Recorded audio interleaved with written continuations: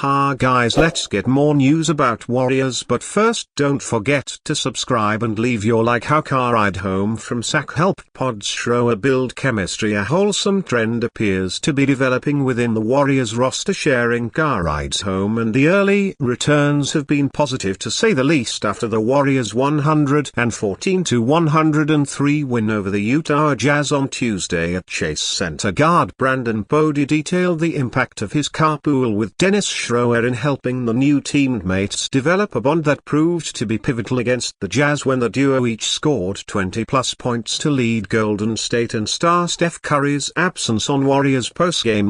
Podomski was asked about how he built chemistry with Schroeder during his recent lengthy absence. "If you wanted me to be really honest with you, I think it was our car ride we had back from Sacramento the game before I came back," Podomski explained, referring to the Warriors' loss at the Kings on Wednesday. "He needed a ride home and I took him home. We got to LK for an hour and a half, 2 hours, and just poured into each other some knowledge. He gave me a lot of advice because he's been through a lot of things. I think that bonded us closer, so I think I credit a lot to that. Obviously everybody sees his play, but to be able to have an hour and a half car ride with Dennis and just share information with each other, learn about each other, I think has helped us." Similarly, center Quinten Post revealed last week that Curry gave him a late night ride home before they'd even shared the court together, which helped them build some initial chemistry. Likewise, that grow relationship created promising results in the Warriors' win over the Chicago Bulls on Thursday. Has Golden State stumbled upon a secret sauce carpooling to save its middling season? It's hard to disagree. Perhaps Coach Steve Kerr should implement this as a team bonding exercise for the remainder of the year. Plus, it's good for the environment too. Warriors Brandon Podomski shares eye-opening take on shooting turnaround. Don't tell now, but Golden State Warriors second-year guard Brandon P is finally having the turnaround he's been waiting for. Podomski struggled mightily with his shot during the earlier parts of the 2024-2 NBA regular season. In October, he shot just 36.7% from the field through 5 games the following month. Podomski continued to deal with shooting troubles, making just 38.6% of his field goal attempts in November 13 games. He also shot worse than 23% from deep in each of the first 2 months of the season. December brought significant improvement for the former Santa Clara Broncos star as he knocked down 44.8% of his attempts from the floor in 12 games during the final month of 2024. Now it seems like Podomski has completely left all the shooting malaise in 2024 after missing 12 games due to right abdominal injury management. Podomski has averaged 15.7 points on 53.6% shooting, 42.9% from deep in 3 games, including the Warriors' Tuesday win 114-103 versus the visiting Utah Jazz at Chase Center in San Francisco.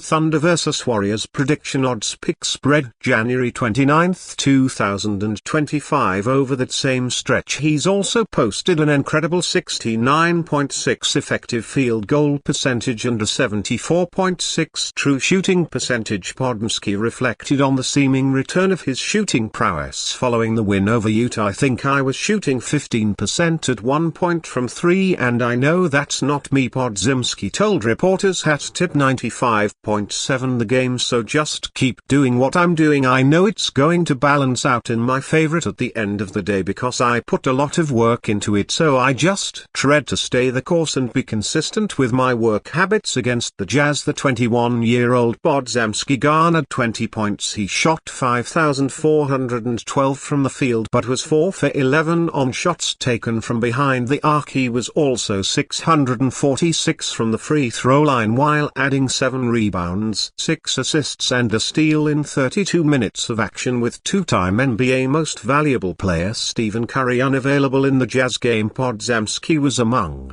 those who stepped up for the Rose alongside Andrew Wiggins and Moses Moody, who had 19 and 15 points respectively. The Warriors surely want Podziemski to sustain his form as they focus their attention to a big assignment up next for Golden State is a home game against a powerful Oklahoma City Thunder squad on Wednesday before hosting the Phoenix Suns on Friday. Warriors need to pounce on Jimmy Butler now that Miami's asking price has reportedly dropped since a 12-3 start that has proven to be a heaping haul of fool's gold. The Golden State Warriors have lost 2 out of every 3 games over the last 2 months with a bottom 5 offense and bottom 10 defense. They're always on at least the edges of trade rumors, but other than a bargain bin deal for Dennis Schroeder, they have yet to pull the trigger on anything extending back to the summer when they were nibbling around Paul George and Lauri Markkanen. The prevailing thought has always been that Stephen Curry remains too great to just give up on another title run, but there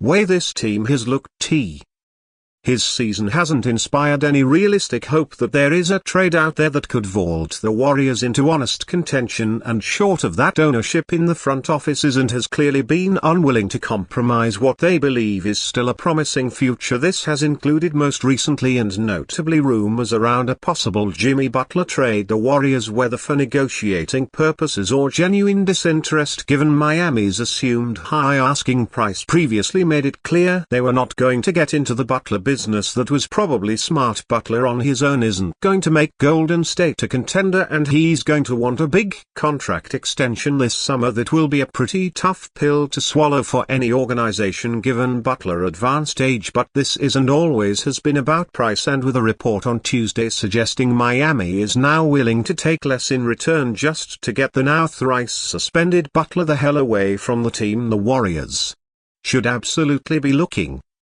to not just re-enter Butler mix but pounce on what could be a golden opportunity to have their cake and eat it too. OK Connor indicated that the Warriors are indeed one of several teams back in the mix for Butler, but you'll have to forgive Golden State fans if they're taking in ill believe it when I see it approach. They've gotten their hopes up a lot since that 2022 championship. They've watched their front office, which may be another way of saying Joel Cab, tell everyone who will listen that they have no intention of wasting the last years of the greatest player in franchise history's prime while doing nothing of any significance to back those claims up. Jonathan Kaminger and, far more perplexing, Brandon Podziemski have been painted as untouchable, even as Steve Kerr has never been willing to fully commit to their development. When they're playing well, they play regular minutes. When they're not, they don't. Same goes for Moses Moody. All of this is understandable for a team that's trying to win now, but if you're going to play the development card, then play it. Otherwise it's time to go get Butler if the price is right, and by right I mean reasonable. The Warriors can't be looking for a rip-off and nothing else. They have to be willing to compromise some assets, but if Miami is ready to listen to offers that say include only one of Kuminga or future picks but not both, Golden State better pull the trigger or once and for all put an end to the win now charade and fully admit they are ready to ride off into the Steph sunset. As for the mechanics